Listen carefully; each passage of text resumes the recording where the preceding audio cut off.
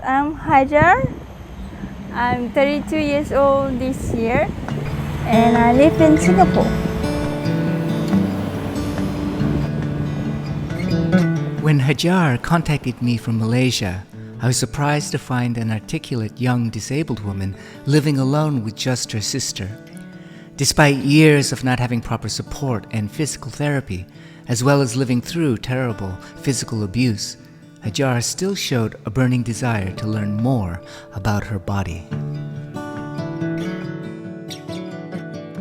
I've been treating my body a bit unfairly, and I really do believe that I should give my body a chance to show what it is capable of. I want to feel at home within my own body. I just want to come home to me.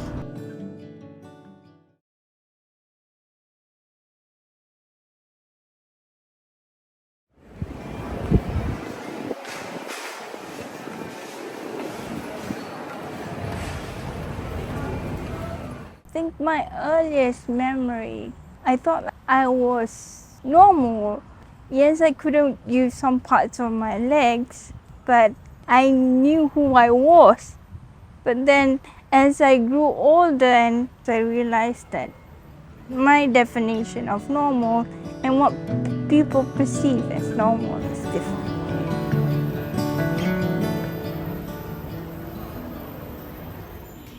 The social stigma of being disabled was deepened in Hajar by a long period of physical abuse. It caused a deep crisis of identity that she struggled with her entire life. It was between the age of 6 or 7 all the way up until 17 or 18. And it was an ongoing day by day by day by day by day by day by day. Why? I mean, how could you do that to someone that you say you care about, someone that you say you love, but that's not what it is, isn't it? You can't escape it.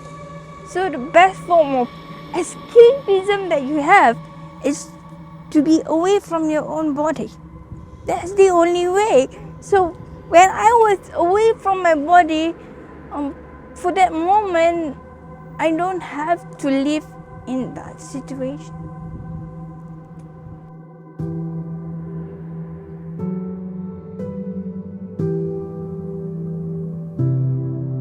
Early in the body-mind process, it's important to re-establish contact with the body, no matter how painful it might be.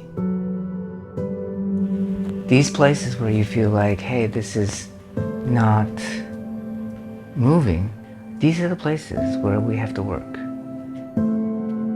Go ahead and see if you can figure out which part of your body is actually having difficulty here.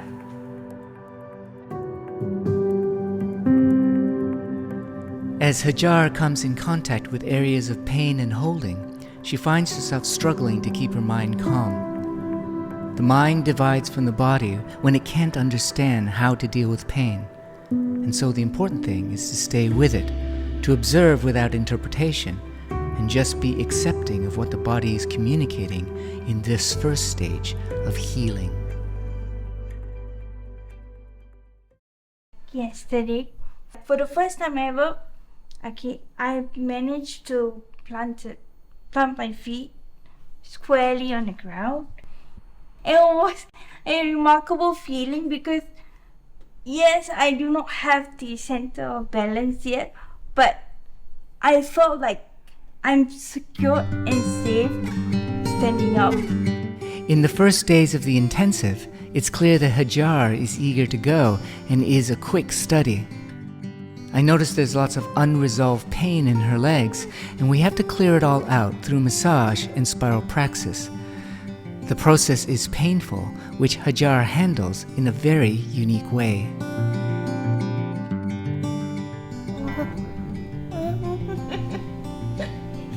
Even tap pain has different levels. This is like level 2.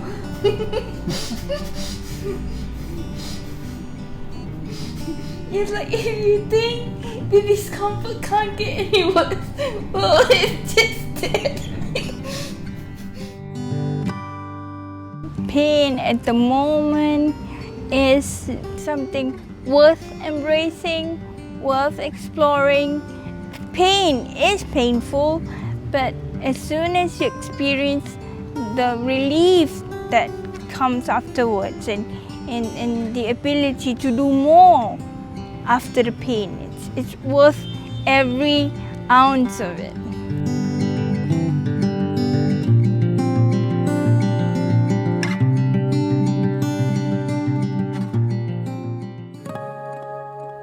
Everything I realize about my body, I'm slowly unlearning. I'm slowly saying that my body is perfectly fine the way it is.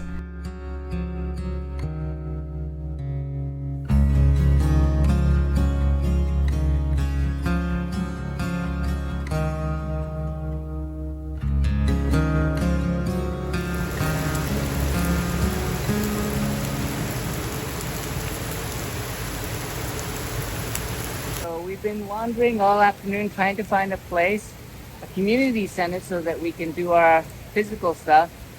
And I found out that it's kind of hard to get around Singapore in a wheelchair, bumping into things, little cracks in the ground. Yeah. And when we got to the gym, actually, it was too small. There wasn't enough room for the wheelchair to go around.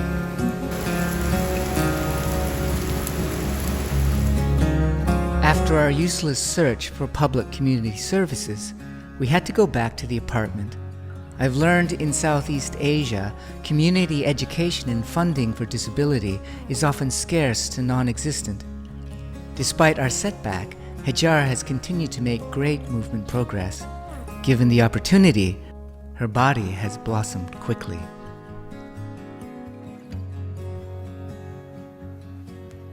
The more you try to twist it that way, the more painful it becomes. Yeah, and where's the pain? Yeah, right where you're touching it. One thing still stopping us are Hajar's knees. After years of being in a wheelchair, she can't sit crisscross without great pain. Her stiff knees are preventing Hajar from standing. Yeah, I'm going to start letting go with my knee here. See if you can keep that sense here. That's it. Look, head up. I have a sneaking feeling that Hajar can stand if her knees were strong enough. At the pool, the buoyancy of the water lets us test my intuition. Underneath the canopy of trees and in the pouring rain, I lower her into the water like a young child waiting to go for her first swim.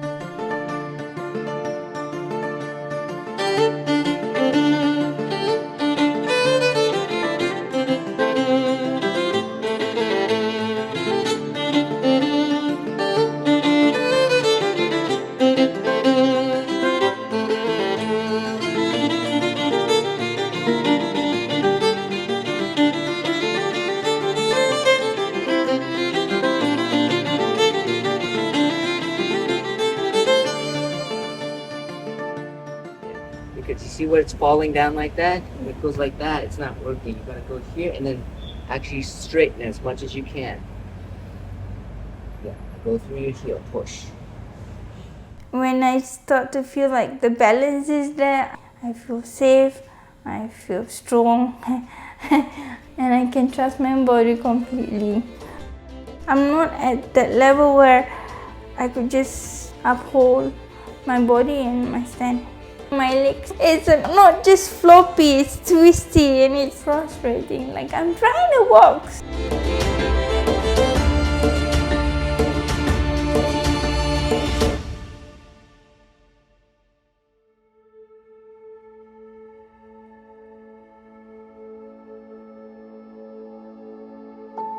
It's amazing what human beings can do when they're given opportunities. For Hajar, somatic learning has opened the door to possibilities that were dormant from her childhood. For her, this realization is a bittersweet moment. I'm making so much progress, so much improvement, but the people that I want to share with the experiences are no longer around, unfortunately. That is what they have always hoped for. I think they were trying their best in the past to do what's best for me. They do want to see me like take a few steps on my own. That is something very sad, because there's always that feeling like, I wish they were around to see it. It's okay. My sister is still around, my cat is still around. I know that beyond this experience, I could be the best person that I could be for them, and possibly for the people around me in the future.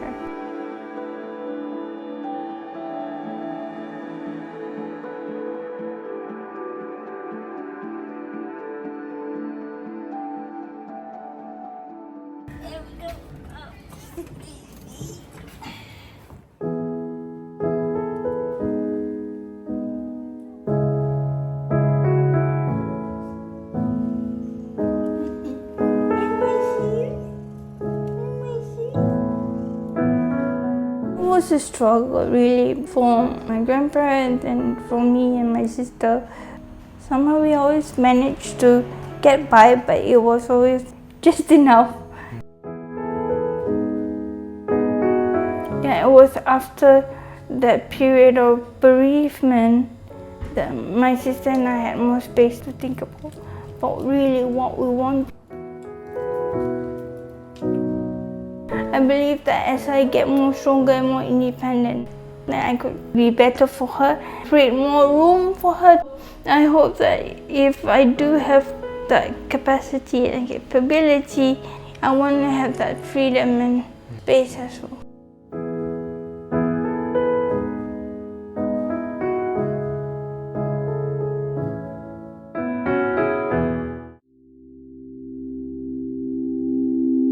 Before the healing work that we have, strength for me is just pure force, brute force. Now, I would say strength comes from a place where you set your mind right, you set your intentions right, allowing your body to do what it needs to do.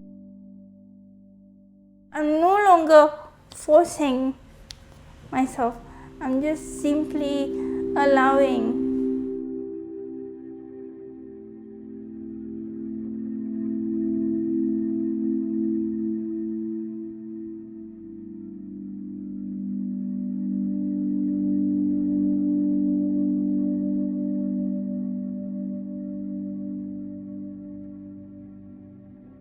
I realized it yesterday. I was always settling for less, shortchanging myself, regardless of whatever abilities that I have. Whatever that's been given to me, that is what I think I'm worth. Maybe I've always been feeling this way because A, I was fearful, B, I wasn't confident in myself and in my body. I wasn't at home as I am now. I don't want that anymore. I'm worthy of anything and everything that I want. Yesterday I realized just that.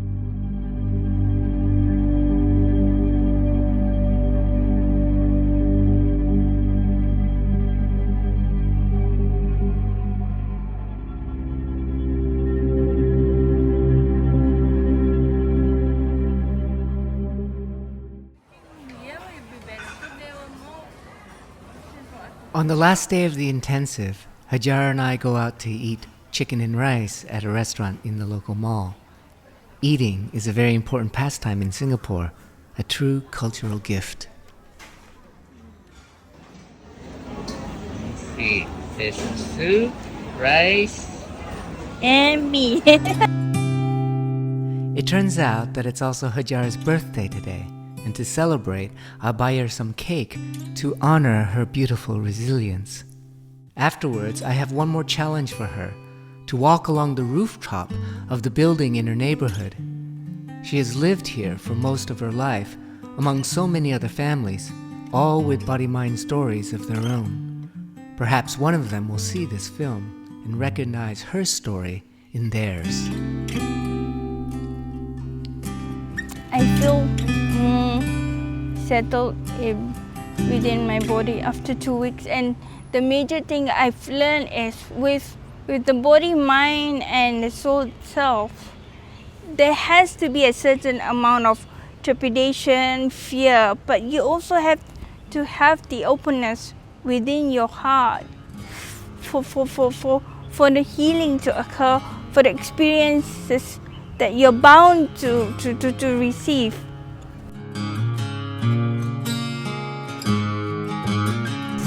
I know I have the ability to be at home within my body as I am now.